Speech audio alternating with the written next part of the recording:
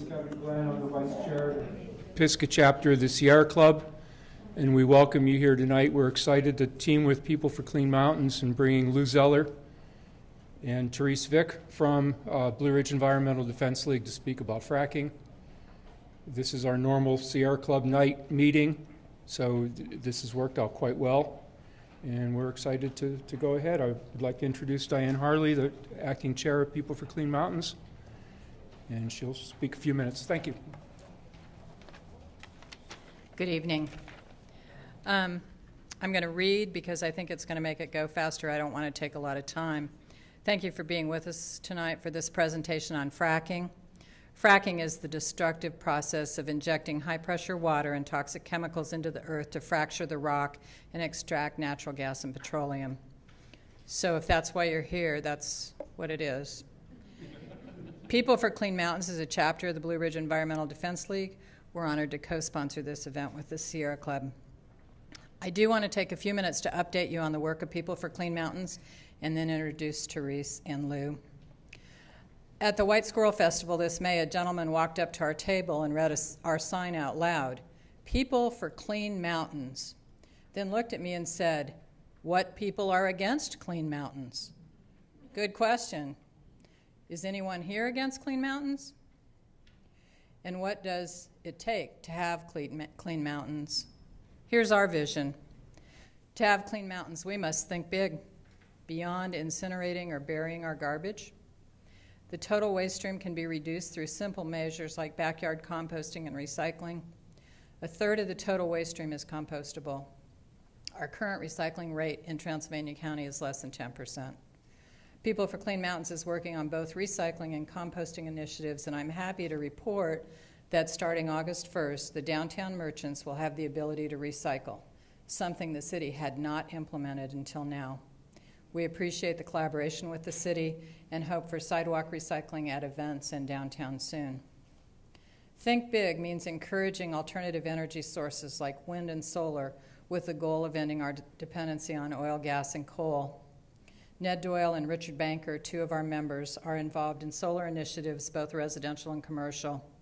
People for Clean Mountains is currently raffling off a $15,000 solar installation credit with Sundance Power Systems. You can buy a chance to win this and also support our work. Think big means participating in the governmental process so that elected officials know we want them to think big too. Kevin Glenn has written a sample ordinance that was taken from best ordinances in North Carolina to provide the county with input on what we know has worked in other counties in a polluting industries ordinance. Next door tonight, actually, the Planning Board continues to work on an ordinance. Please let the County Commission know you want to see one in place by the end of July when the moratorium passed last year to prevent incinerators expires. Think big means sharing our knowledge, our vision, our time to make these things happen. None of these ideas are radical or new, but they are part of what it will take to keep our mountains clean for our lifetimes and beyond. So ask yourselves, are you for clean mountains? Yes. Thank you, Lou. On July 27th, we will have a celebration event at Key Falls Inn from 4 until 7 p.m. You're invited to join us as we thank so many people who have worked so hard this past year on these many initiatives.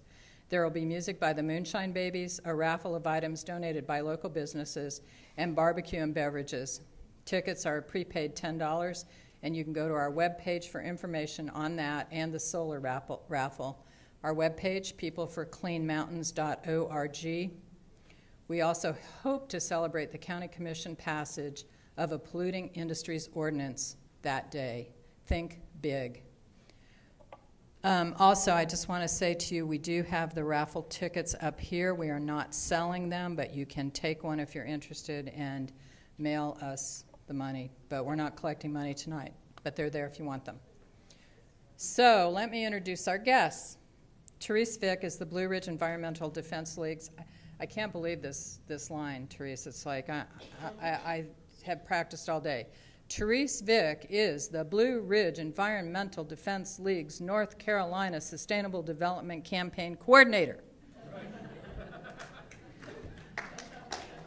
Therese is an expert who has attended most of the North Carolina Mining and Energy Commission meetings since its founding, and she is most familiar with the regulations and is a sought-after person by the news media and other organizations because of her expertise.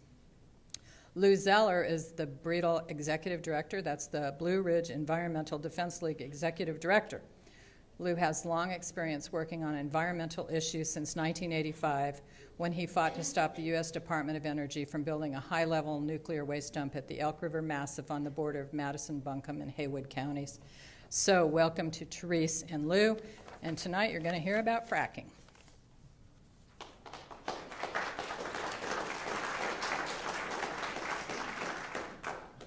Good evening. That's a big title for a community organizer, and I appreciate the welcome and appreciate being invited to speak here tonight with you about fracking. I'm not sure about how up to speed everybody is. Can everybody hear me okay? I don't want to talk too loud or too soft. On the issue, so I have like 9 slides here, and I'll talk a little bit in between, and then I'll talk about the regulatory process and where it is today. Some of the problems with hydraulic fracturing, we hear quite a bit about water pollution, water use, which are certainly of great concern. But some of the problems that come along with hydraulic fracturing, because it's such a very intense industrial operation. It's not your granddaddy's old-timey vertical wells, and they had problems too. But these types of things, you see pictures here of truck accidents. The little picture in the middle is dirty money. You see the flaring that comes from when they have too much pressure and they have to flare off the gas, and it burns and it releases toxins into the air. Of course, you see the water. And also you see cracks, seismic cracks in the road. They've had seismic activity all over the country from various aspects of fracking. I can't remember what, I have to look. The one with the lady on the bottom, that signifies the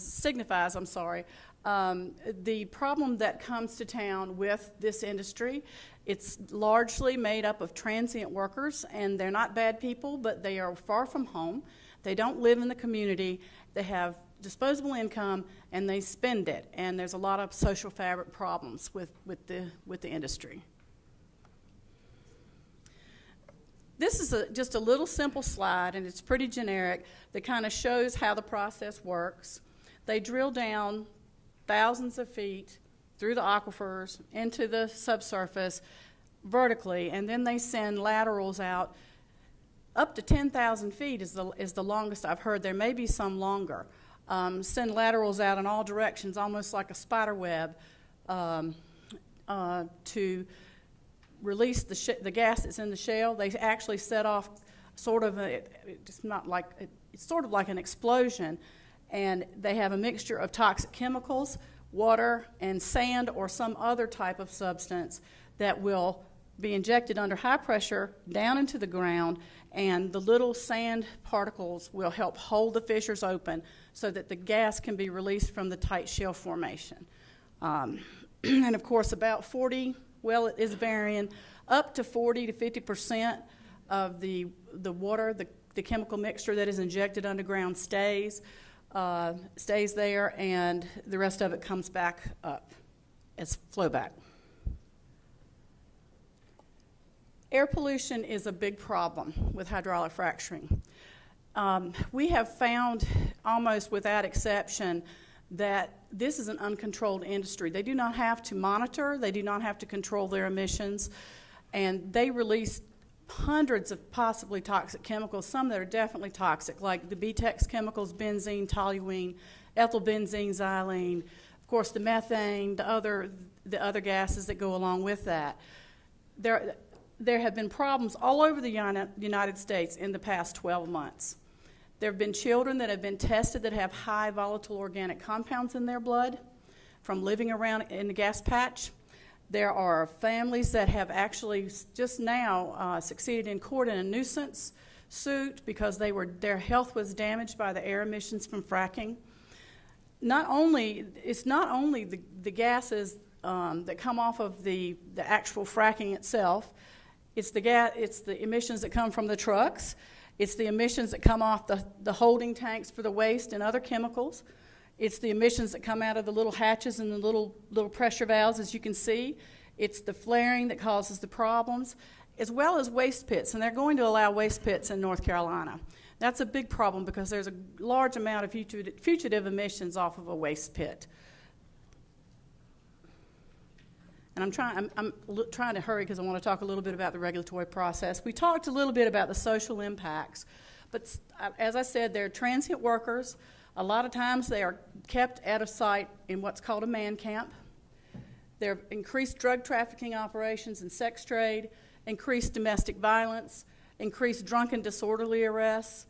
There's a housing shortage with people being displaced for folks to put up these workers. A lot of renters get put out of their homes so that the landlords can make quite a bit more money. And there's light and noise. It's a 24-hour a day. As you can see, the lights when they're during certain parts of the process is 24/7. And the noise is unbelievably loud. It can be heard quite a bit of distance away. Some of the issues that are unique to this industry are property rights issues. Two of the major ones, and one that should be of particular concern to folks that live in areas that may have had extractive industries such as mining, are forced pooling and what are called split or severed estates. Forced pooling is where they establish a drilling unit, which they're not saying how many acres that's going to be. It will be up, to the individual site.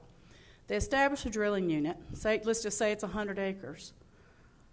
Say Mary wants to lease her property for gas exploration and development, and John does too, but Sue doesn't. Long story short, they can apply to the Mining and Energy Commission. If you don't want to, say you're in the middle or you're on the side, and the operator decides that they need your property, they need to access your property, or they want to get to your gas to efficiently collect the gas from the drilling unit. They can apply to the Mining and Energy Commission and have you compelled or forced into this pool. You do get compensated, but you are made to participate, whether you wanted to keep your gas for a better price, whether you just don't believe in it, whether you want to save your resource for your grandchildren, whatever your reason, if they decide that they need your piece. And there is nothing right now, there are no landowner protections, there's no percentage, there's nothing that would keep them from saying, if they only have 2 people leasing in 100 acres, from coming and saying, we want to compel you into a pool. So it's a real taking of property rights because it's a highly industrial activity. There's roads and pits and tanks and the actual well pad itself that can all be put on your property because no surface rights agreements are required at this time, and you will not be allowed to keep them from getting their minerals. So that's one part of it. The second part of this is what's called a split estate. That is when you own the surface rights and somebody else owns the mineral rights. Now they call them ancient mineral rights, and this is a problem that was common in the western part of the country. My father actually owns a split estate in Colorado, which he wasn't aware what that meant, but he does now. But in Lee County, because they had coal mining, there are thousands of acres of split estates. There's a lot of folks who didn't know they didn't own their mineral rights. So there may be issues with that here, and there's also been a trend in the country that some of the bigger developers, I can give you a list of them later, some of the bigger developers, because this activity, the technology is increasing to the point that they're coming closer and closer to suburbs and to cities where lots of people live, they are retaining the mineral rights. There's been some cases in North Carolina where they had to give them back because they did not inform the folks that they were keeping the mineral rights. In Florida, same thing. But there's routinely these bigger developers, and smaller ones too, are retaining the mineral rights. So that's something else to be concerned about. There's nothing that keeps them from doing that. There's nothing in law, nothing in regulation that will protect people from that. The other thing is that I don't have on this slide, but we're seeing all these proposals for pipelines that are coming from the Marcellus Shale, which is up in Pennsylvania and New York. There's one proposed for eastern North Carolina. We're hearing talk of another one in western central North Carolina. Of course, pipelines have eminent domain power in North Carolina and most other places. So if you don't want to, sign a lease with the pipeline company or sign an agreement with the pipeline company, if they need your spot, they can certainly go across your land. So these three things make this industry just a little unique. Let's see. One thing, too, like I said, that people that are very, I don't know how many rental properties there are in Transylvania County, but I know that people in particular who rent are very vulnerable because they are at the mercy of the landlord. Okay, and this is just about us, which Diane mentioned, and that's the staff. But like I said, I kind of rushed through these slides, but some things I wanted to mention are the water withdrawal, and what that uses up to 8 million gallons per frac. Now in Michigan or Minnesota, it's been a while since I looked, I can't remember, but they use 10 million gallons in one frac. And each well can be fracked a certain number of times, depending on how productive it is. They are talking about, at least in Lee County, the different shale basins will be different, having up to 20 wells on one well pad. And what this process does, is it essentially takes clean water and it turns it into waste because it cannot be recycled, it can't be reused. They're having problems all over the United States where they've been injecting it back into the well bores and into underground injection wells for waste disposal with seismic activity that they've never had before. As a matter of fact, just this week in Colorado, they had two small to medium-sized earthquakes within a month near one site, and they stopped fracking at that site. And so it's a real problem. The seismicity is a real question. I think that as time goes along, we're going to find out it's not just the deep well injection of the waste, it's the actual process itself. So you are altering the subsurface substantially, artificially. You're injecting large volumes of liquid and chemicals down there under high pressure and setting off shape charges to break open fissures. I mean, it's just common sense to me. I'm not a geologist, but it's common sense to me that could certainly induce the seismicity of a site because of what happens is they think that the liquids make the old fissures, the old fractures more mobile. Another thing is that's of concern, like I said, was air quality. Blue Ridge Environmental Defense League has repeatedly asked the Mining and Energy Commission to develop rules while they're developing their rule set to control and monitor the toxic air emissions that come from these facilities. They've had problems with benzene above the legal limits up in West Virginia. They've had problems with ozone in very rural areas. They've had problems in Flower Mound, Texas, large amounts of volatile organic compounds. There were some Texas regulators that went down to monitor a site, and when they took the measurements there, the benzene level was so high that they left.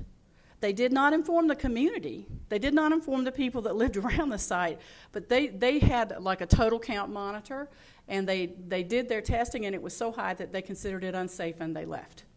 So air emissions are a real problem and they will immediately affect public health. Because like I said, there are several emission sources.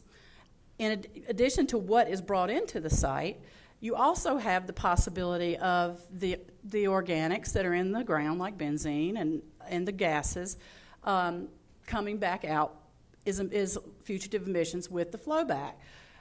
In the air, and plus the evaporation that you have of different types of things. So air emissions are a real concern for public health, and considering that they're going to allow these facilities, not from the edge of the site, but from the wellhead, to be as close as 650 feet to a home or a school, when you have 1,000 truck trips or 1,500 truck trips to frack one well. And if you want to, that you can go to the Mining and Energy Commission, not a school, not a hospital, and you can ask them to vary it down to 400 feet. So if you've got somebody living on your property and you decide that you need some more land closer to them, they're very vulnerable to what a landlord does. So that's a real problem. The other thing is the waste products. Fracking creates a huge amount of solid waste. And like so many of the other problems with this industry, it's exempt from the RCRA Part C, which are the hazardous waste laws that other industries have to follow if they have hazardous waste. The EPA itself says that just because this waste stream is exempted does not mean it's not dangerous. One of the big problems in some of the areas where they have very highly radioactive shale is radioactive waste. And it's being taken to solid waste landfills, solid waste mega dumps, little dumps, dumped on the side of the road. Huge volumes of waste that they don't know what to do with, and especially this hot waste that's coming out of the Marcellus and what's up in the Bakken in North Dakota is kind of like the garbage barge. They're taking it wherever they can get it. I mean, they sent a bunch of it down. Ohio turned some down. They wanted to send it to New York. New York said no. It went to West Virginia, and West Virginia took it, and it set their radiation monitors off at their landfill. So that's one of the problems. Besides all the organic constituents, all the metals, all the toxic chemicals that exist underground and those that are added are all part of this waste stream and can end up in a landfill with your garbage. So that's another big problem. One other thing I wanted to mention too is that the Mining and Energy Commission, I'm not sure how much you have heard up here about their doings. I call them my dysfunctional family. I spend so much time with them because I am from Raleigh, and therefore it's convenient for me to be there. But almost without exception, all the rules of the 120 rule package have been developed since the first of the year. They say, you've heard some legislators, and you've heard some of them, if you've heard anything from any of the Mining and Energy Commission folks or Diener, that it's taken them all this time to develop these rules. Oh, no.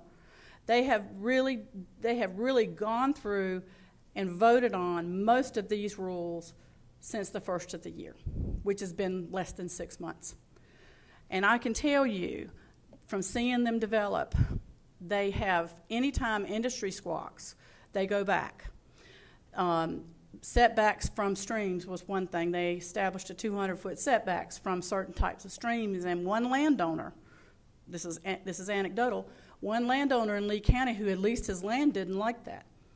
So they changed it to 100, and it can be varied down to 50 feet. And I mean, I was there. I sat through these meetings. The process is flawed. The industry is there. They're, all the time, quietly. They don't come to the microphone and speak like the rest of us do, but they're there. Their influence is there. And these rules are not protective of public health. They're not protective of environment. There are no rules. The legislature and the governor have been amazingly silent on these property rights issues. It's already in law. It's an old law from the 40s. It was developed for old-time wells where you had a pool of resource. It was not intended for tight shale. So it's an old law, and people are being asked, what about landowner protections? Is this right? Should we be doing this? And they just don't answer the question. They sidestep it all the time. So one more thing I want to leave you with is, I'm just looking at my little list here. I don't want to talk all night. There are hearings coming up in August. Blue Ridge Environmental Defense League, along with others, have asked that since these other areas of possible resources, possible basins have been identified, we've asked them to hold additional hearings in western North Carolina, in south central North Carolina, and in eastern North Carolina. We presented a letter to them in June. We have not had a response yet. But there are only 3 hearings right now that are scheduled. One is in Raleigh, one is in Rockingham County, and one is in Lee County. So I encourage folks to contact the Mining and Energy Commission, and I'll be happy to leave some contact information with Diane and Kevin and ask them for public hearings in the West, because you deserve to be heard. and they need to know what your concerns are. You need to have a voice in this process. But one thing I can tell you is that you hear some rhetoric also that these rules are going to be some of the best in the country. They are not, almost without exception. In states where this has been going on for a while, setbacks are getting bigger. Dallas, Texas just passed a 1,500-foot setback from their from homes and high occupancy buildings like churches, schools, nursing homes, and so on. Now that's Texas. I think they probably have an idea of what they're having to deal with. So, like I said, I've been kind of in a little bit of a hurry trying to get through this, and I guess I'll be around for questions. And I appreciate you coming tonight, and I think there's real hope. I mean, if that's one thing I want to leave you with, I don't think it's all over. I certainly don't feel like it is. I'm optimistic. There's a lot of things that can be done and will be done, and one of the things is getting together like this as a group and getting organized and, you know, doing some strategy and figuring out where you're going to go. Thank you very much.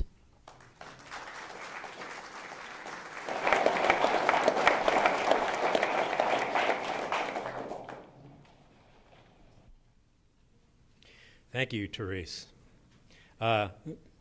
Therese has worked with the Blue Ridge Environmental Defense League for the last few years, but before that, she worked with us in another campaign years before that on a high level an incinerator, a 5-state hazardous waste incinerator, which looked for a place somewhere in North Carolina. Ultimately, 22 different communities across the state were invited, you might say, by the state government, the Governor's Waste Management Board, or the industry, to host this 5-state huge hazardous waste incinerator. Long story short is that incinerator was never built, and the amount of hazardous waste that needed to be burned over the next few years actually decreased. So the need for the incinerator began to disappear because the cheap place for it to be disposed of through an incinerator had become politically impossible to carry through. And the EPA was behind this, federal government was behind this, and the state had laws on the books. They had agencies similar to the Mining and Energy Commission that Therese just mentioned to you. They had as much or more, perhaps, than the oil and gas industry in North Carolina now has with the rulemaking process and the legislation which has been passed. Why do I say that? I say that because a lot of the publicity over the last few months, I would say, Therese, with the legislature doing its damage in Raleigh, has generated kind of a myth that, well, it's too late, they've got the rules, they're going to go ahead and do fracking. Well, no. The federal government back in the 1980s had the law, the Nuclear Waste Policy Act, to build a high-level nuclear dump. One of the 12 most suitable sites was just a few miles from here, up near the junction of Haywood, Madison, and Buncombe counties. That didn't happen either. There's enough gray heads in here and enough bald heads to know that you all remember, some of you remember that directly, the firestorm of public opinion that was raised. And it began, I might say, in the mountains. It began, that drum roll, that rolling thunder against the high-level nuclear dump back in the 80s began in western communities. It began in Beaver Dam. It began in places like Marshall and all other western counties and communities you never heard of before. But that's what happened. And that's what we want to do again. As Diane said, my name is Lou Zeller, and I've been with Blue Ridge since 1986, since those high-level dump days, and through the hazardous waste incinerator fight and the low-level radioactive waste dump fight, another story for another day. But we have always tried to take the position of the people who would be most affected by a environmental problem. whether it's a waste problem or an energy problem. I want to talk a little bit about some of the same things that Therese did talk about. This slide is excellent. It's worth spending a little bit more time on. Therese covered it well. But if you look closely on the left-hand side of the slide, you will see part of what concerns us, in fact, what may concern you most, if you live on a property with well. How many people here drink well water? I do. You can see on after the gas after the materials for the fracking are injected down to that very neat-looking vertical well on the right-hand side of the slide, it travels through those underground strata. And under pressure, it can work its way back up through those fissures into the water-bearing layer, which is that pretty blue layer of strata close to the surface. This is what we see when these fracking chemicals are introduced into the soil. They don't just go away. For each well that is drilled, there are between 2 and 8 million gallons per well. Nationwide, there's 140 billion gallons per year of these materials being injected into the ground. In that mix is a witch's brew of 750 chemicals, many of which are kept secret, but we know from experience that includes things like formaldehyde and benzene, a carcinogenic compound. Includes antifreeze, ethylene glycol injected into the ground. From 1/5 to 4/5 of that poison stays in the ground, is not ejected through the process which is designed to extract natural gas. And among that 750 chemicals, there are other toxins, such as endocrine disrupting chemicals, that are chemicals which mimic estrogens, chemicals which mimic testosterone. There are teratogens, mutagens, and many other toxic compounds, too numerous. Why does the industry want to keep that private?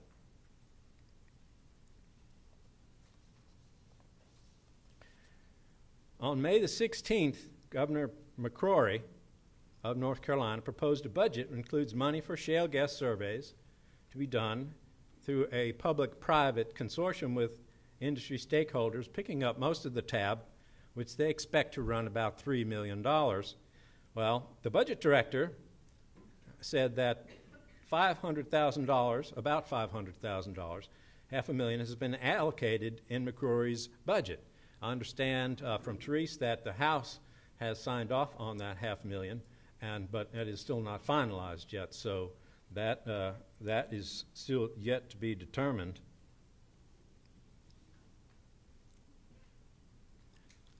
The testing that they are talking about is in the counties of Cherokee, Clay, Graham, Haywood, Jackson, Macon, and Swain, which is shown largely through the areas on this map here, which is a North Carolina's geological survey map, showing the counties I just rattled off. Now, some of that reaches into a large part of Haywood County and spills over actually into Madison. And you can see Jackson County, which is just a hop, skip, and a jump from Transylvania County. So the testing that they are saying, which has been kind of a on-again, off-again proceeding. I think somebody in the state government, administrator or a legislator, let slip about a year ago that there would be testing done in the West, and then there was a firestorm, and they said, oh, no, we're not testing in the West. And then finally, in the budget, we are seeing actual dollars being put and actual counties being named in this process. That's where they are. So what? Can they get that oil and gas from this part of the country? Well, there are 3 geographic regions in the state of North Carolina: the coastal plain, the Piedmont, and the Blue Ridge province, which is where we sit here. Everywhere west, basically, of the Blue Ridge which is 150 miles east of here. In fact, that's why our Blue Ridge Environmental Defense League got its name back in 1984, because it was started in a church with about 50 people, which was astride the Blue Ridge, and in fact just a few hundred yards from the Blue Ridge Parkway. That's Glendale Springs. But this province is thought by some to be not suitable. But the information that we have turned up, for example, in a document entitled North Carolina Reasonably Foreseeable Development Scenario for Fluid Materials. This came out of the U.S. Department of Interior's Bureau of Land Management in a study they did in the field office in Mississippi in 2008. And it says, as it says behind me, the seismic surveys in the Blue Ridge suggest sedimentary rocks may be present deep beneath the crystalline rocks. Crystalline rocks are what we're walking on, the granite, the mica, and those materials, the materials that they thought were good for a high-level nuclear waste dump. These may be similar to oil and gas-bearing strata in the Valley and Ridge provinces of Virginia and West Virginia. Detailed studies have not been conducted to verify the seismic surveys.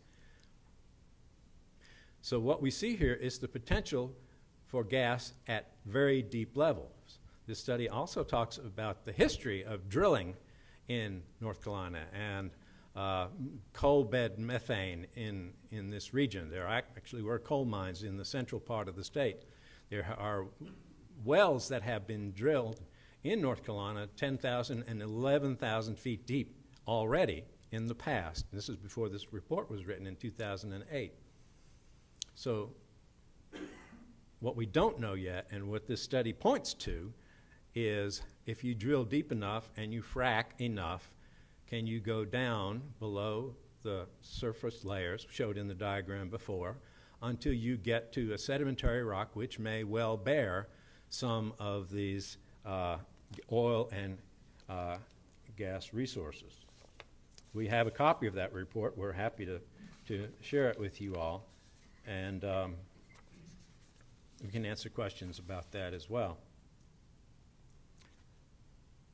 This is the picture of the Pisgah and Nantahala National Forest. We're concerned about the National Forest because of the history of the national forests across the country, actually,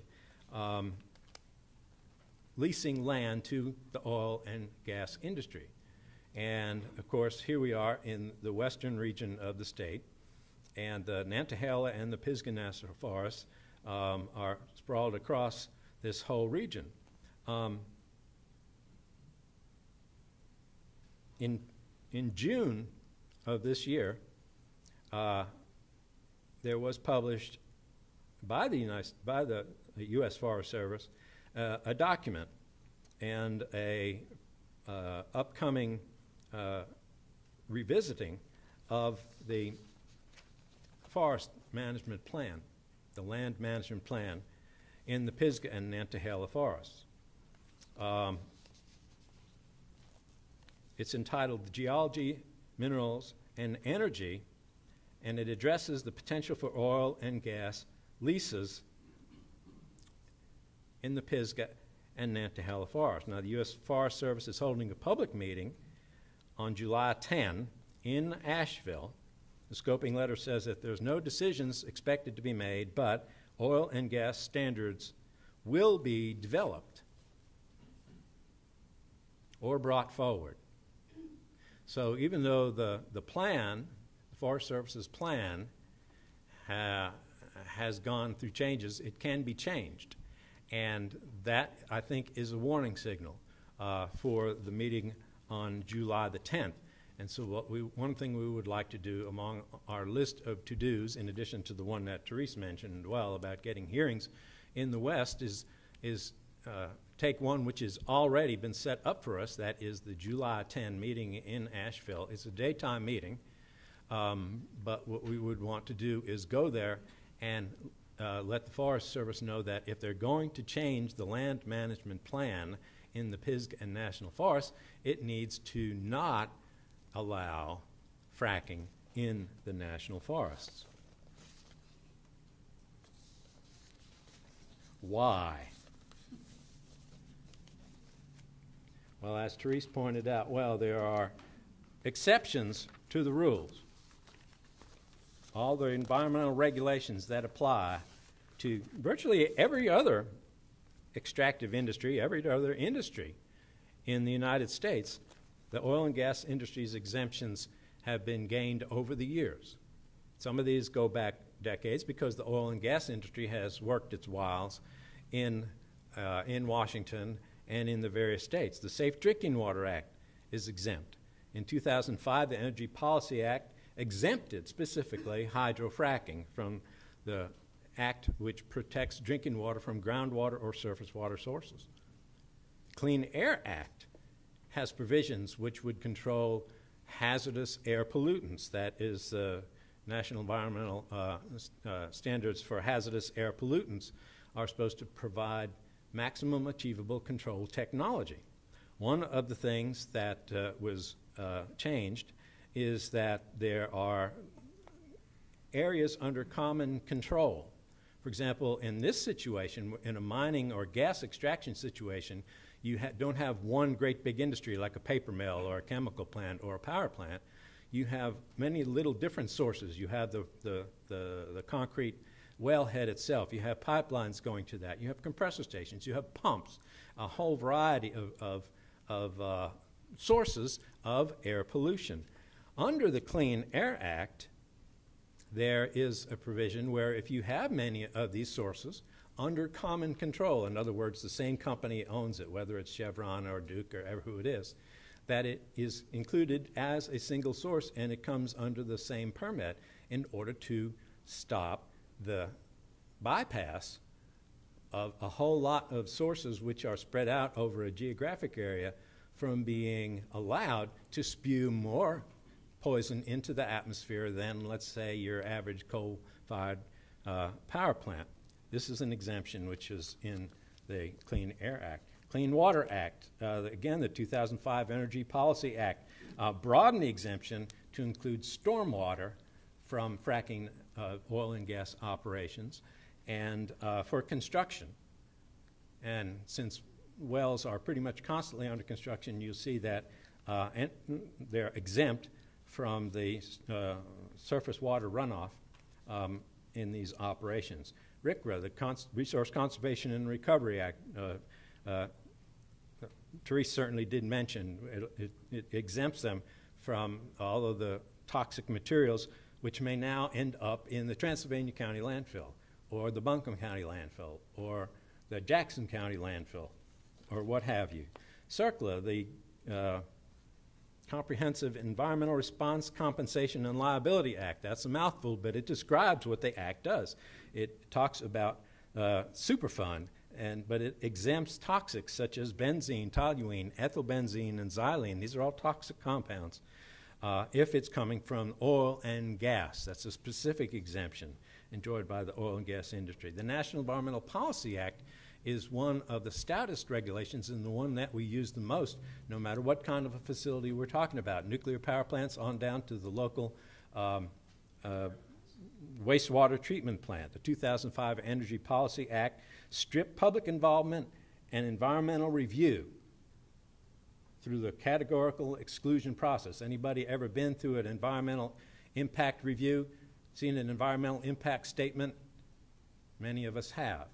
It is required before you move forward with any federal funds in any kind of project. Well, under this exemption from NEPA, there will be no environmental assessment. There will be no environmental impact statements. It'll all be handled by either the Department of Interior or the Department of Agriculture, well known as Friends of the Environment. The Toxic Release Inventory of the Emergency Planning and Community Right to Know Act, another mouthful which exactly describes what that law is supposed to do. If you have toxic chemicals which you're using and are allowed to use, then you have to report it. People need to know that. The federal government needs to know it in order to control it, to keep a handle on it.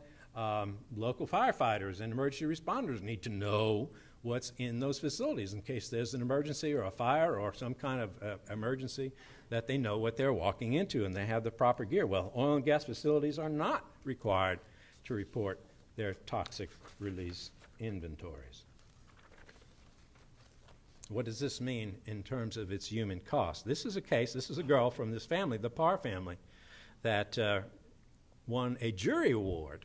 A lot of these cases for contamination and damages and over the years have been settled out of court because the industry prefers to keep them secret, prefers to keep them out of the headlines, and prefers to silence the people who are compensated to prevent the word from getting out about it. But the Parr family did not settle for that.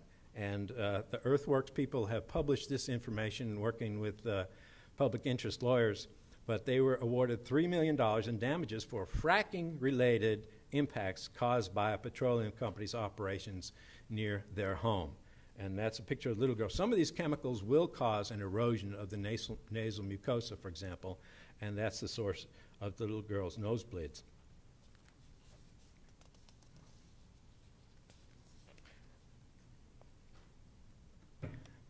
Let's back up a little bit. I do want to touch upon what in addition to lawsuits, which I think are well and good in these cases, they are expensive, they are time-consuming, but they may well be worth it. But I think there's a couple of things I would like to put on the board for action. One of those would be county-by-county ordinances. We have a good example of one which has just been passed within the last 2 weeks in Arlington County, Virginia, which is a resolution calling for the ban of fracking in the national forest. In that case, it's the George Washington National Forest in Virginia.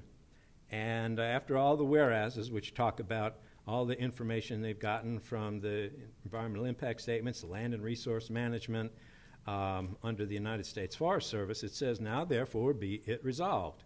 The Arlington County Board of Supervisors expresses our concern about the potential impact of horizontal fracturing in the George Washington National Forest on the Potomac River, and therefore the quality of Arlington County's water supply.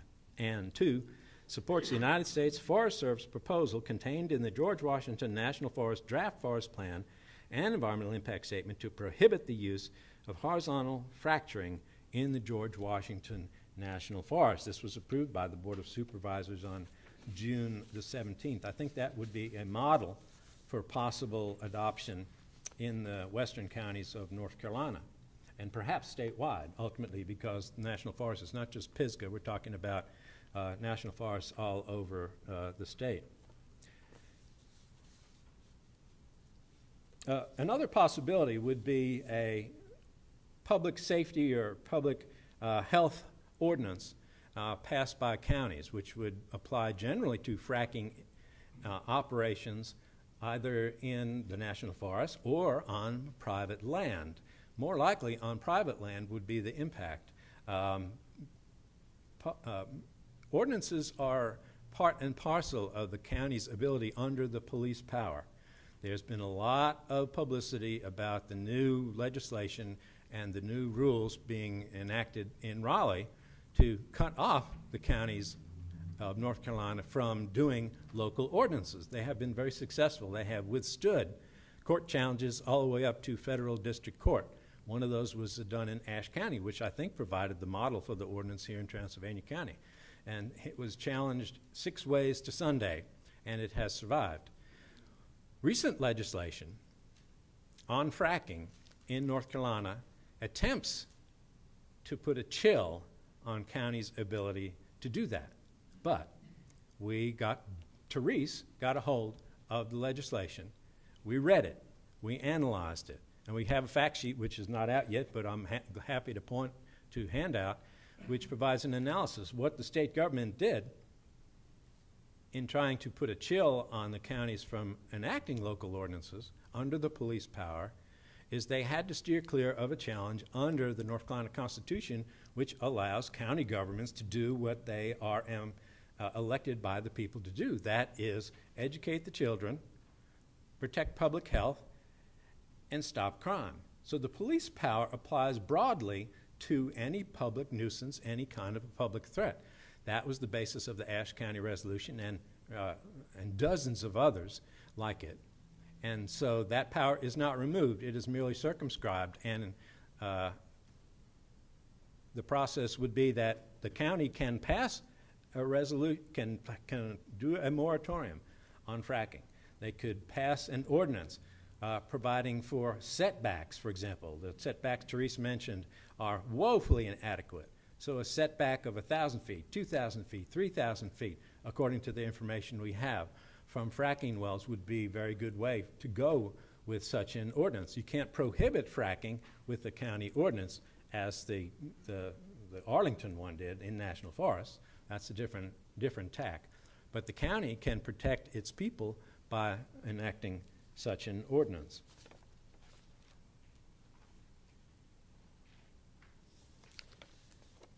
Sooner or later, we come to the reason, or one of the reasons, that greenhouse gas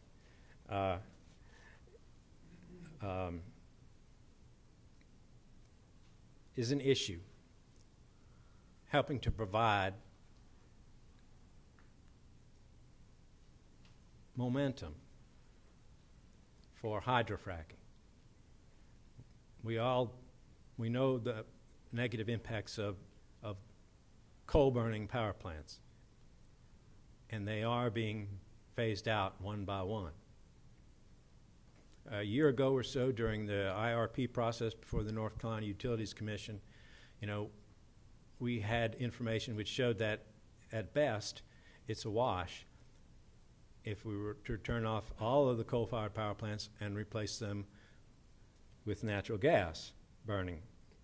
Well, a report which has just been, which is issued in the last little while, provides us with this analysis, which you see behind me, that greenhouse gas, these are permits listed here: chemical permits, liquefied natural gas terminal plants, natural gas plants, refineries for natural gas in a 2-year period, a 24-month period, that have been submitted to the United States EPA as major source permits, would emit a total greenhouse gas every single year equivalent to 20 large coal-fired power plants. In this list of 90 million tons per year of greenhouse gases, including carbon dioxide, methane, nitrous oxides, and whatnot, in this list is not even included, for example, the actual burning of natural gas in Richmond County combustion turbines or other facilities like it in the state, which are burning the natural gas to produce electricity. So this is a unrecognized bad trade to substitute coal. We need to shut down the coal plants because they're ruining the planet. But natural gas does not provide a short-term solution. It'll aggravate the problem, and I believe this evidence indicates that natural gas from hydrofracking, natural gas at all, is just a bad trade. It's better off if left in the ground. It would protect our groundwater if it's left there. It would protect our air. It would protect our communities if the natural gas was left there. It would avoid the pollution problems that Teresa's outlined so well to the drinking water and to the groundwater of North Carolina. We can avoid all those because what we want is this. This is a picture of Pisgah National Forest. We want this, not this. This is a fracking site in a national forest that looks about 10 acres. You're talking about not just a drill, but you're talking about waste ponds and all manner of contamination coming from that site. Ozone pollution extending 200 miles has been found to be the case from natural gas operations, fracking operations, ozone impacts, which are a problem particularly in western North Carolina because the ozone levels do not go down like they do in flatlands. It remains high at night. It doesn't have the same kind of diurnal variation. We saw that years ago when we started looking at air pollution problems in North Carolina from small sources and large sources as well. I'll be happy now, Teresa and I, to answer any questions that may have come up during these talks. Teresa, would you join me? Sure.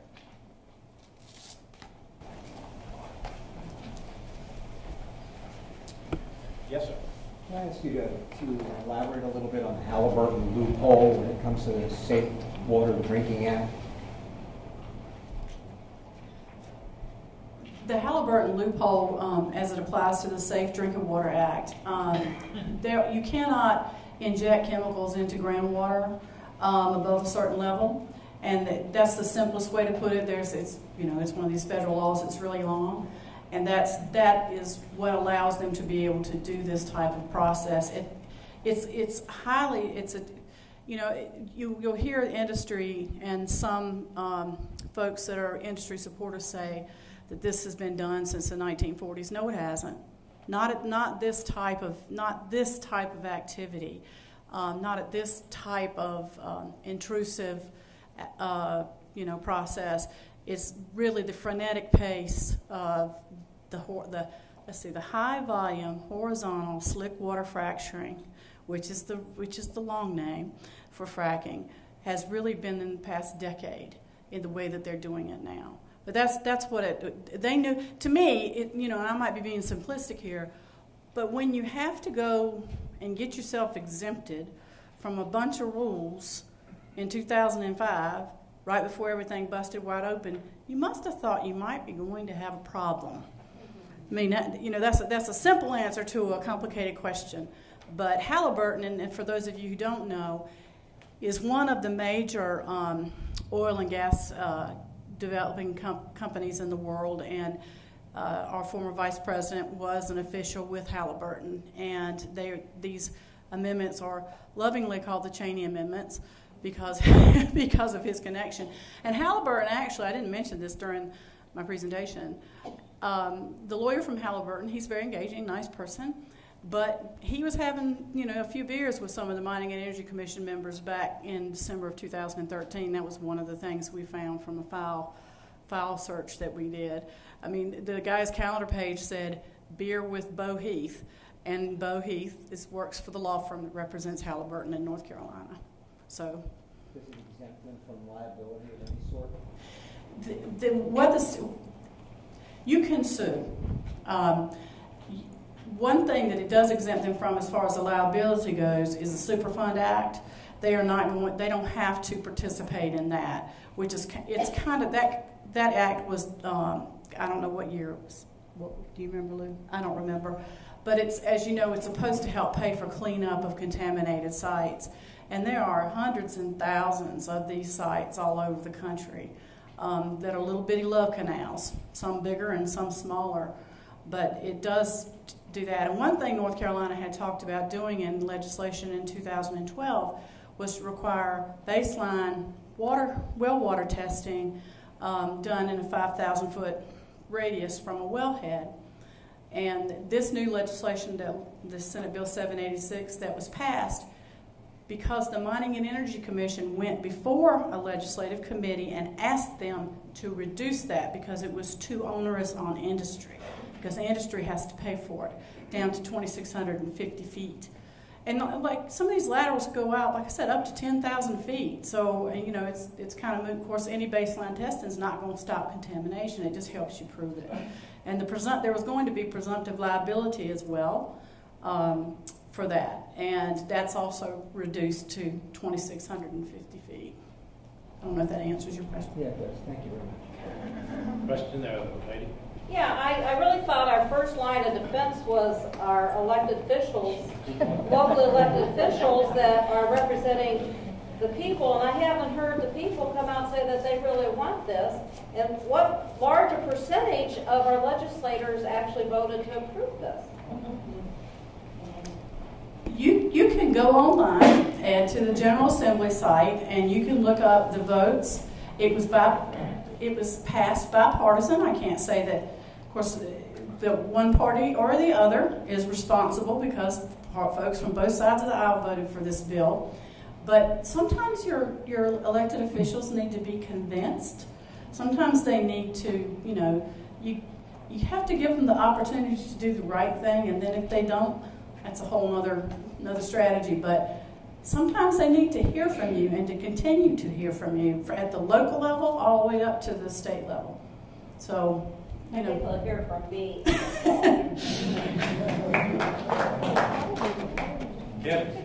Forced pooling, you briefly touched on that. Correct me if I'm wrong, that is a percentage of landowners, not population. So one landowner could be the 80 or 90% or whatever the threshold is, correct? That's right. It's the acreage. It's not the number of people. And thanks for asking that question. Like I said, I knew Lou was touching on a lot of this stuff, so I was kind of pushing through it. And right now, there are no percentages. Oh, I thought there was. No, there are no rules whatsoever about forced pooling, except that it's on the books since the 1940s. It was based on conventional development. There are no protections, no indemnification. And another thing, too, that I'll briefly touch on is that now we're finding that people are having trouble getting refinanced. If they allow this industry on their land, their mortgage companies don't want to refinance. Homeowners insurance won't protect them, won't cover them from any damages to them, to their property, to their neighbor's property. The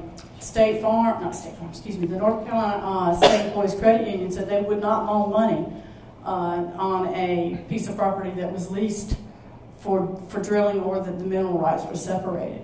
So that's another issue. My understanding, I think, it's Virginia, isn't it, that has already, fracking is underway in Virginia, has been for some time because of the coal seams in the westernmost part of the state, along part of the border with West Virginia, that their percentage is 25% require forced pooling. 25% of the acreage. The tail wagging the dog. I mean, conceivably, like I said, you could have 100, I'm just picking 100-acre piece of drilling unit. And one person might own 50 or 60 acres, and the rest of the folks have 1 or 2 acre lots. And that 1 or 2 people could make all those folks be compelled into that pool. If the Mining Energy Commission let them, I can't see them saying no. Questions? Yes? Why do they have to push hundreds of chemicals that I don't understand what the reaction is that they're looking for? They mix all the different chemicals to break up. Is there any reason, or are they just trying to?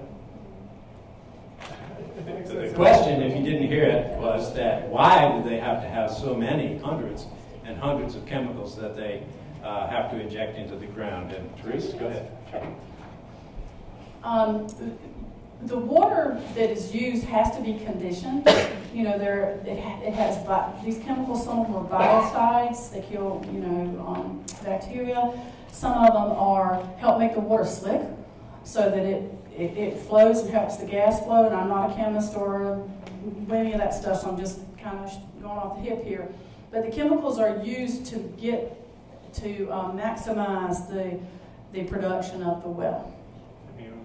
Was there some research that came up with that combination? Because I know we're not supposed to know what's in them, except that we know some of the things are in them. All the major companies that make the different cocktails probably have their own special little brew.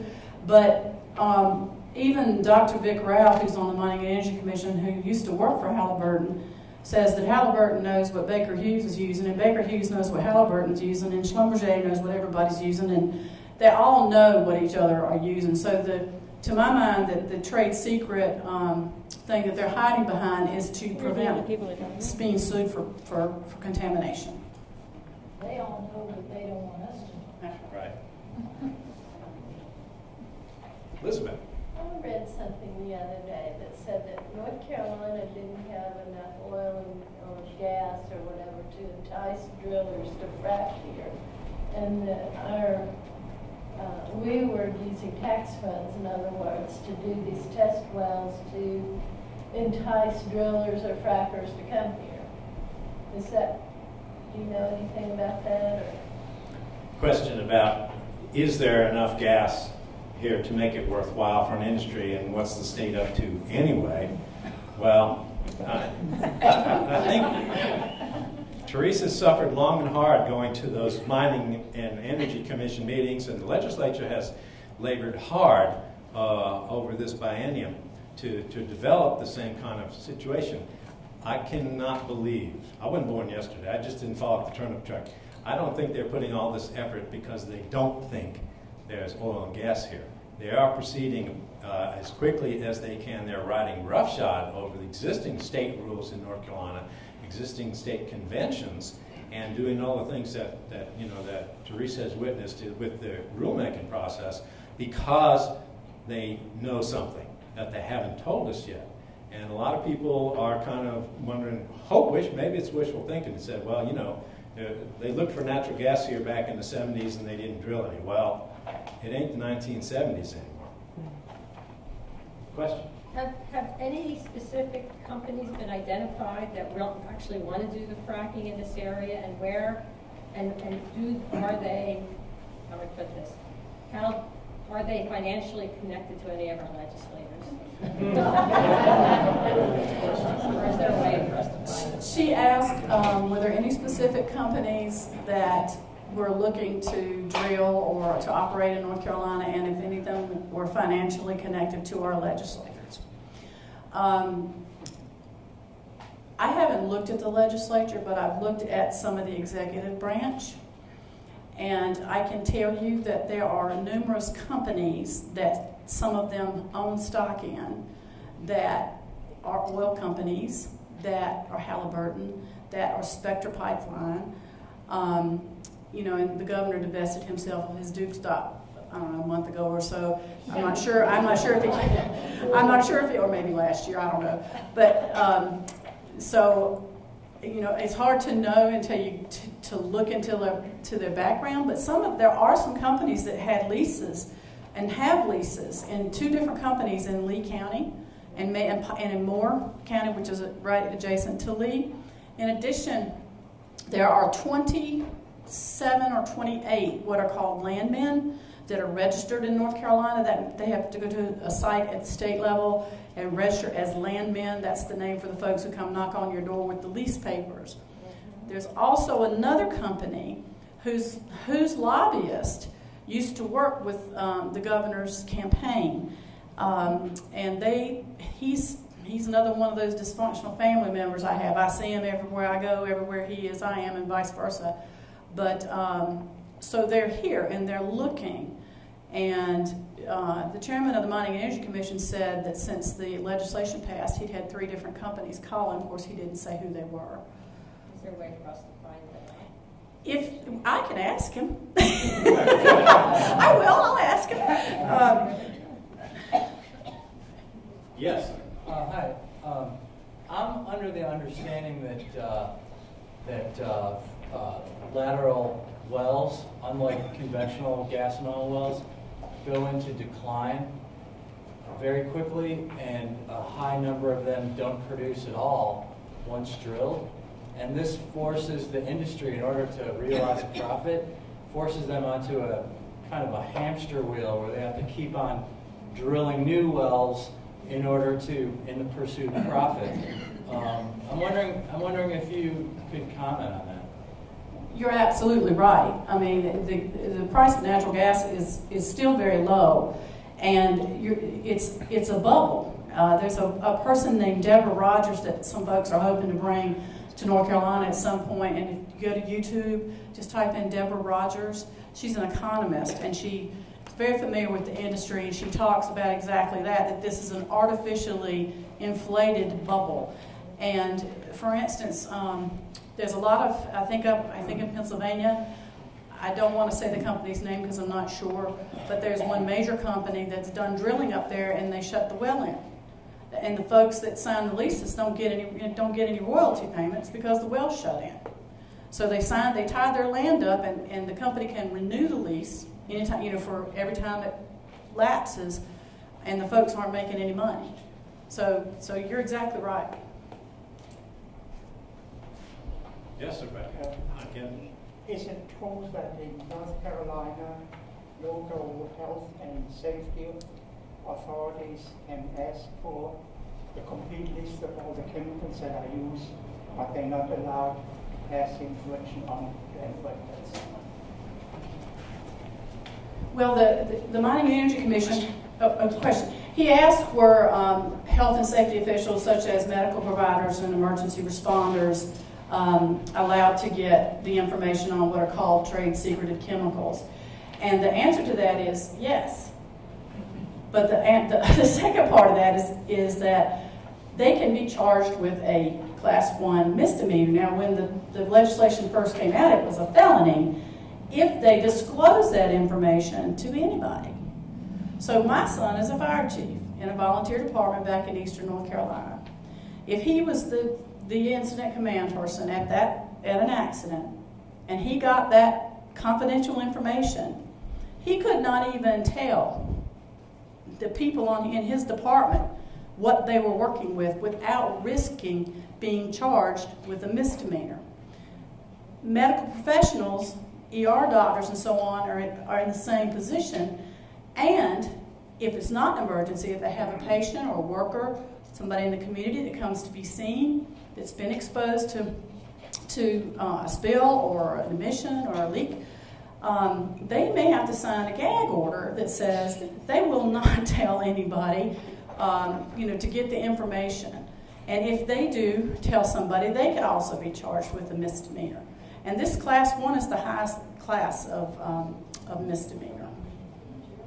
What would happen if somebody discloses it and we all disclose it? They're going to charge all of us? Yep. I think that's an excellent strategy. It's obscene. Yeah, it is, and that to me, as the mother of a firefighter, we've struggled very hard. But also keep in mind, the community people don't have a right to know what they're being exposed to. And the people that, if they're force pulled, unless the company, especially if they're force pulled, if they're on split estates, they don't have the right to know what's being injected under their feet. They have to take them to court. There's still the open question, too, about the logistical question of how long it will take to get that information, hours, and where to actually get it from. Because it's not going to be posted on the side of the building or anything like that. So Kevin had a question, and then I see Ned raising his hand. Some back here, too. I think this gentleman back here has been holding his up for a while. Quick one. The waste, whether it's the blowback or any kind of solid waste, we like to think here in Transylvania we're protected because no hazardous waste is allowed in a landfill. But what part of that does North Carolina deem or not deem hazardous?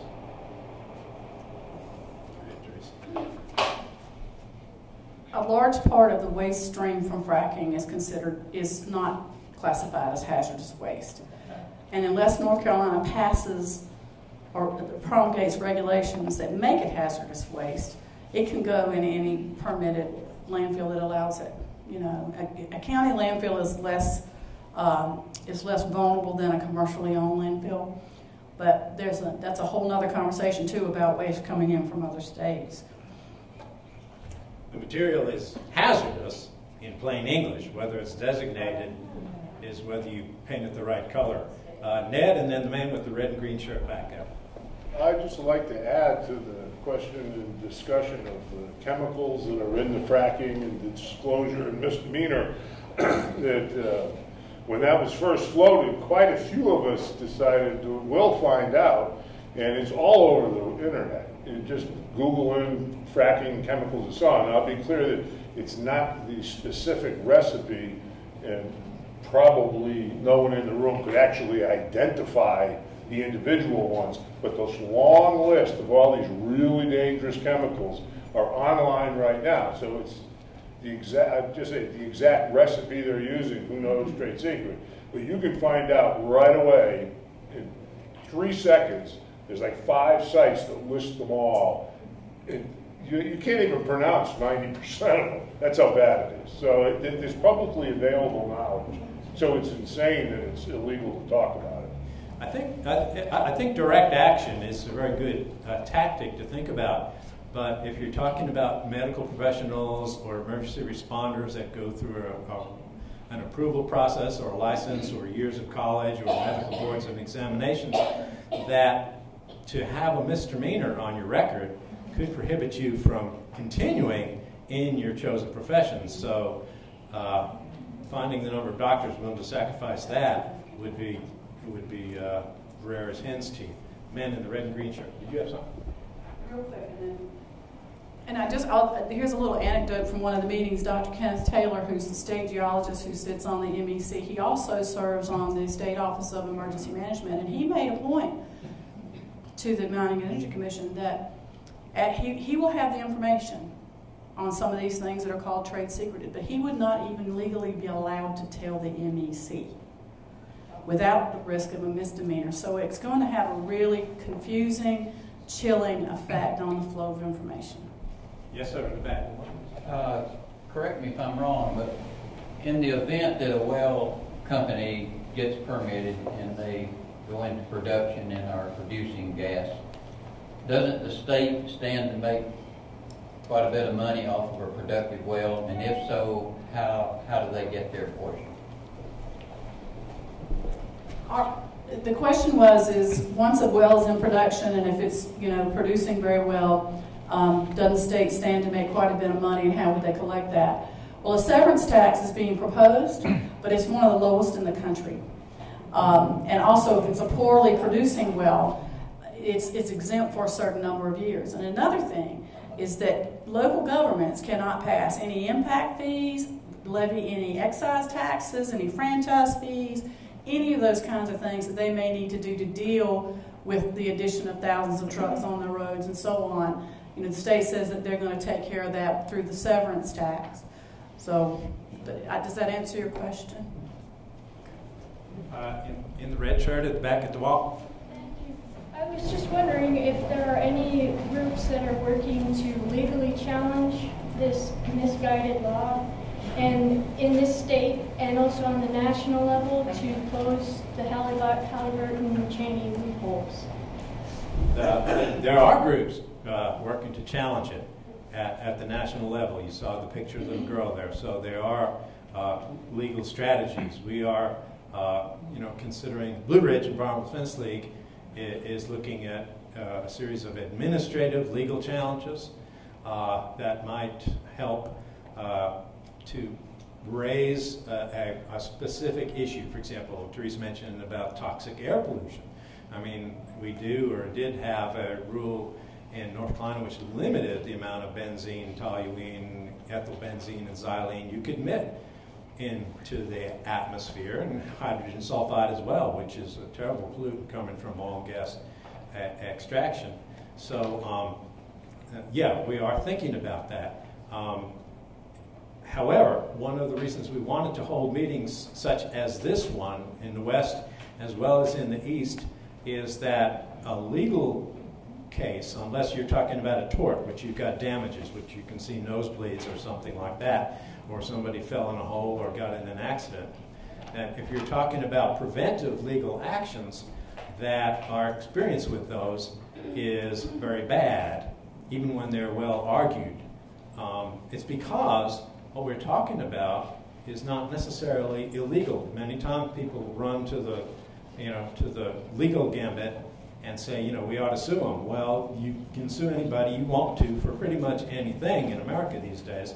However, your chances of succeeding in court oftentimes are slim and none because the legal system is not set up to answer the questions that the common person would have. How can they put all this poison in the atmosphere?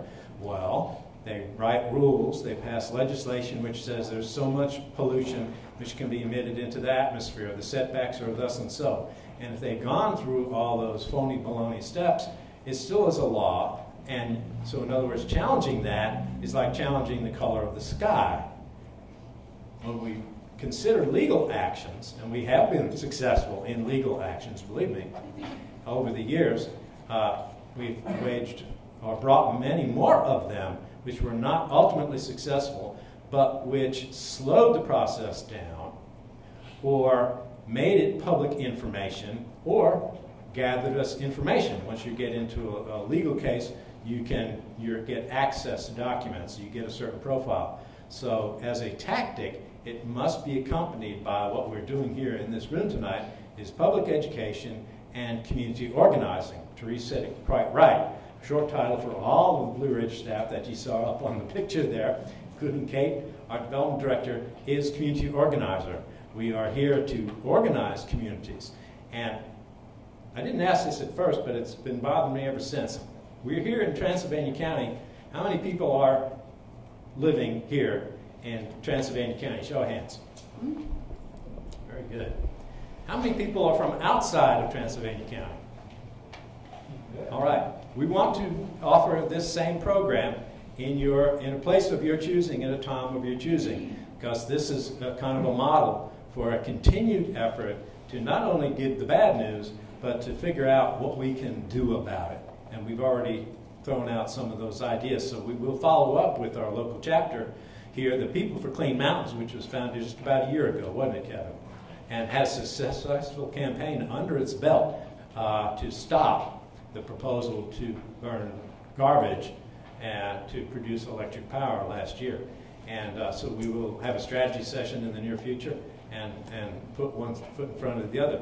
But if you're from McDowell County or from Buncombe County or from wherever you're from, Blue Ridge Environmental Defense League is a statewide organization, and we go wherever the need is. Question, lady in the front. You say direct action is the best way. If legal action is not all that successful, who can we go to? Who can we complain to about this? The governor is one. He needs to hear from people. He needs to know how, well, he still needs to hear. Your local officials, that would be where I would start first. As far, if you're talking about the decision makers, and sometimes, like I said, you have to convince them to do the right thing. And your state, your legislative delegation. You're talking county commissioners and city officials, health department. I mean, any of the decision-making folks in your area. Sure. Specific example. Let's talk specifics. The big coal ash spill happened in February. National news. The ash is being dug up out of the Dan River. Well and good. Where is it going? It's going to Person County Landfill, a commercial landfill near Roxborough, North Carolina, north of Durham. Well, we have a chapter there. PC Pride, Person County People Rising in Defense of Ecology. Long-standing chapter there with some campaigns that it had organized. And they brought a resolution before the County Board of Commissioners, and it passed just last week, saying that a resolution opposing the dumping of coal ash in the county's landfill, because the coal ash is particularly toxic. It is not like an ordinary trash. It does not belong in a landfill. It actually should be considered hazardous waste. Under the federal law, it enjoys one of those exemptions that we're hearing about these days. But we got the county to back up that resolution through the same kind of actions that we're talking about here. It wasn't a legal case that brought that, but the county commissioners felt that it was, they had no choice is what happened. They didn't greet us with open arms at first. We did make a presentation to them. We put an ad in the newspaper. We bought radio ads on the big Clear Channel station, WPTF in Raleigh, the one that carries all the daytime talk shows and all like that.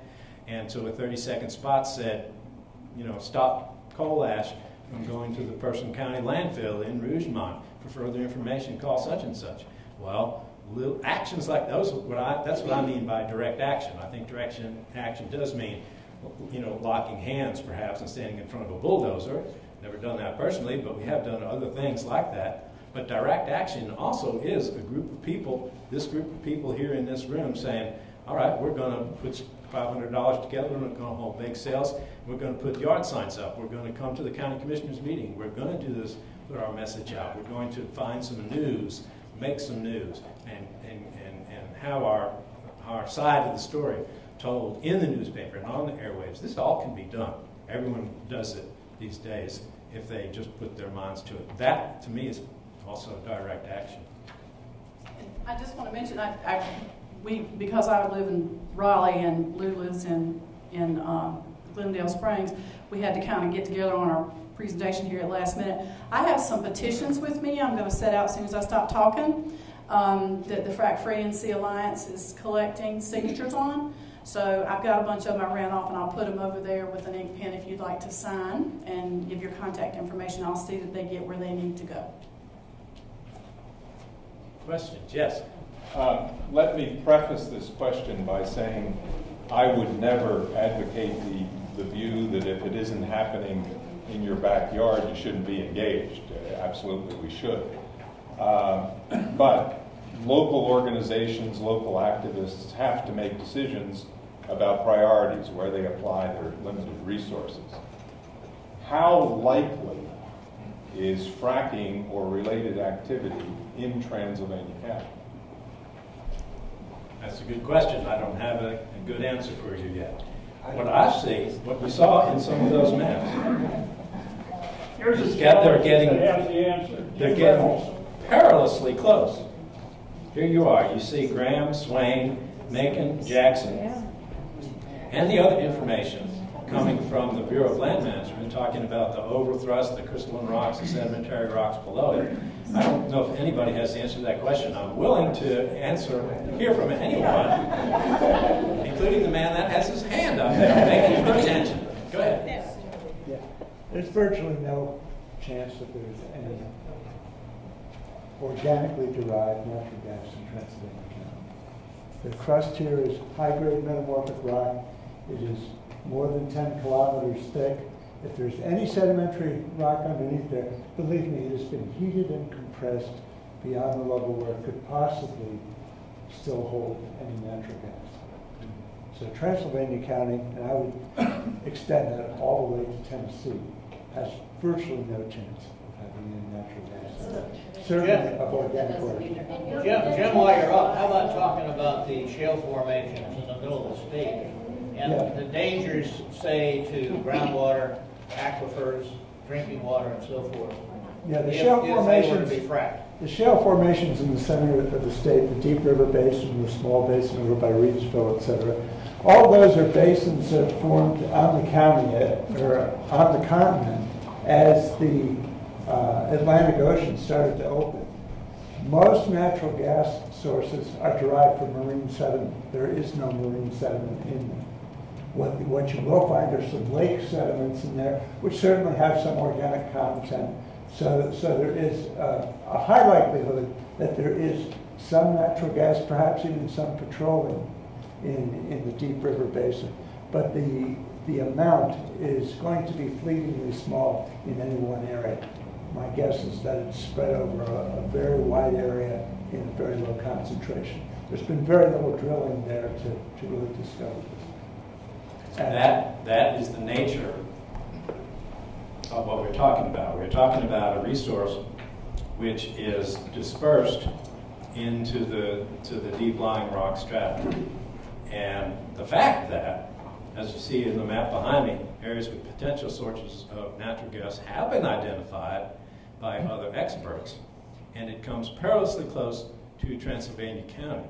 If I was a tax-paying resident of Transylvania County, I would not be willing to take the chance that we could get a free pass because of what I said about the information developed by the Bureau of Land Management about the potential in those deep strata. And does it end where the brown line is on this Geological Service map or not? Moreover, aside from the question of where the gas might actually be taken from the Earth's crust, you have all of the other ancillary impacts which will affect all of the counties in this region. We are hearing from East Tennessee residents who are living on split estates that are hearing about fracking operations, exploring that part of the country. The waste materials will go somewhere. The pipelines to transport this stuff will go somewhere. You heard about the ozone pollution, which can, at a distance of hundreds of miles, literally, from the gas well heads themselves. So if you're lucky enough not to be living on a split estate or forced into pooling resources that are yours, a God-given right to the nearest fracking company, then there are many other impacts which I see as a problem. That's why Blue Ridge Environmental Defense League, at least, is standing against fracking in North Carolina. And in order to unify the state, we are working with people wherever we find them who are concerned about their communities, whether it's increased in some of the fracking of the communities themselves by the invasion which would happen by the fracking industry. That's something that we have not seen, but which is a matter of record with our cohorts in Ohio and Pennsylvania. When Lois Gibbs came to a tour in North Carolina back last November, it was, the information that she brought was something that I think no one would wish upon their community.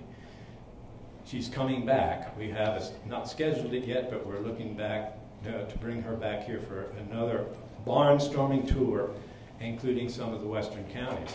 If there are people in the room here, please be sure that you sign the sign-up list that's been going around, and contact us right in the back there. And you can write next to your name that you're interested in working on a local ordinance, that you're interested in Lois Gibbs's tour, which would probably be in the fall, late in the summer, or any other aspect of this campaign. But Blue Ridge at this point is against fracking in North Carolina. We hope you will work with us. You all have been very careful not to be political this evening. And what scares me more than anything is the passage of laws which restrict local governments, and which restrict private property rights, and which restrict our ability to know what's happening, and federal laws which are exempting all these processes from the normal environmental regulatory processes.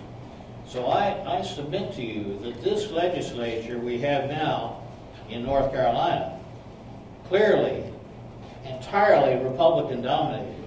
They are overturning all sorts of environmental protections and regulations in a rush, in my opinion, to promote business.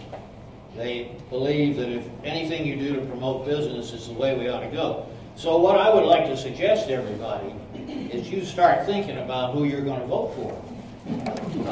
We cannot afford to have Republicans of this ilk in our legislature.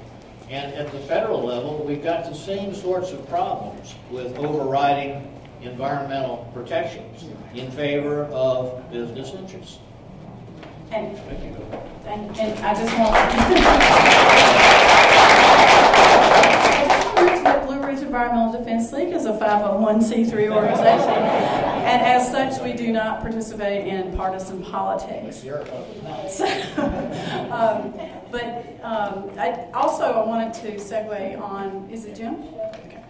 I think it's important to get out ahead of something rather than playing catch up. And as Bill mentioned, we don't really know what all this may or may not do to Western North Carolina, to Eastern North Carolina, to Central North Carolina. So if you kind of get out ahead of the game, you are certainly a lot better than trying to catch up. Okay, you haven't asked a question, Blue. I just wanted to ask, what has our legislature put as incentives to bring all these industries into the state? They must have some tax incentives, some different things for coming in, because they offer that to other industry that comes in. What kind of financial, the question is what kind of financial incentives have been put in place by the state? Well, I think with the governor's budget that you saw at the beginning of that with some of the money that was there that, I mean, this is the richest industry in the world, right? And the taxpayers are going to be asked to pay for the exploration in order to entice them to come. So that was one thing. Another thing is the low severance tax. And they plainly stated that they wanted that tax to be low so it would attract industry. And the third thing is not so obvious, and that's the chilling effect that industry behind closed doors has had on the development of the rule package. Now, like Lou said, no rules are going to stop contamination, but every time they raise their hand or make a phone call to somebody, they go back to the drawing board and make it weaker. So that's another financial incentive. It may not be as obvious, but that's another way. Let's see, the guy in the brown shirt and then the blue shirt. Yeah, I just wanted to make a comment. For years we've been hearing about, the last 20 years of my life, been hearing about that it's all going to be about water rights in the future, and clean water is going to be become so scarce. And I always thought that was something for the Southwest to worry about. We didn't really have to worry about it on the East Coast. But then recently, the private water company that ran the water in our neighborhood was bought out by a company called Aqua, North Carolina. You've probably seen their nice shiny trucks around. They've got a beautiful logo that says Aqua on it. Well, our rates for water doubled overnight, and the service just fell off. I mean, we were getting just terrible service out of this company. And then we come to find that Aqua North Carolina is actually under a greater umbrella called Aqua America, which is the second largest publicly owned water company in the country. And they're based out of Pennsylvania, and their number one source of revenue is facilitating water to the fracking pads all over Pennsylvania. Well, this year alone, they're planning on drilling up to 100,000 wells in Pennsylvania, and the industry's own estimations are 10% of those wells will fail the first year. So this company is not about delivering pure water to people. They're about facilitating water wherever it's going to bring cash back to them, and they're in a position where the more polluted water gets around the country, the more dear it gets, and the more they can charge anybody, not just people in Pennsylvania. We're going to pay more for it in Pisgah Forest. So if you see those Aqua trucks around, know that they're not on your side necessarily. Whoever thought that water wars would be the scrimmage line in the 21st century? Yes, sir. You had a question? Yeah. Since no intelligent, sane person would vote for these things that they're voting for to poison the land, poison the air, to make everybody sick, they're obviously being bribed. There's obviously some financial benefit. Is there some way of following these bribes and doing something about it? The banality of public officials was the question, which answers itself. And I think it's up to us to hold their feet to the fire. I mean, they're not paying attention, I think, is the long and the short of it. And most in the General Assembly, when I've been there, it is, well, I vote the way Charlie does, and that's the length and the breadth of their analysis. And if you can get to Charlie, then you can cause some problems there. We're getting the high sign from the library. We've been very happy to have this facility. It's a wonderful place to meet at. And I can tell you that I will be here after the meeting. Therese, how long can you linger? And Kate?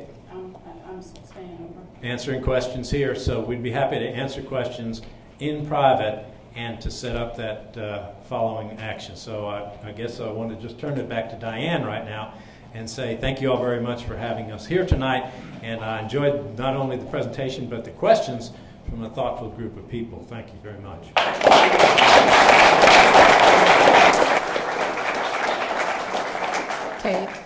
Kate has something to say. Go ahead. Thank you, Diane. I just wanted to ask anybody who didn't get a chance to sign the petition, please just stop by the table and sign it. There's clipboards being passed around.